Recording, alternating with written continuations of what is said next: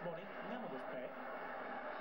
Въпреки ръста си Крис Смолин е достатъчно бързо, но пък тук се включи Коларов и това е гол! Серхио Агуеро открива резултата в 16-та минута. Асистенция на Александър Коларов, а Агуеро бе застанал там, където нямаше играчи на Юнайтед. И с левия крак от въздуха, от воле, направи безпомощен Давид Де Хея.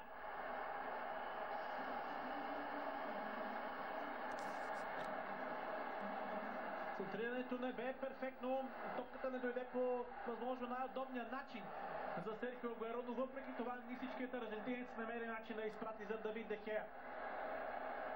Поздравление тук и за Самир Насри за начина, по който задържа топката и изчака търпеливо включването на Александър Коларов и вижте движението на Серхио Агуеро.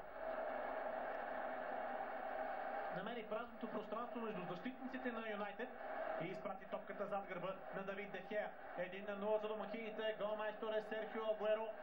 Втори гол за него във Висшата лига от началото на сезона.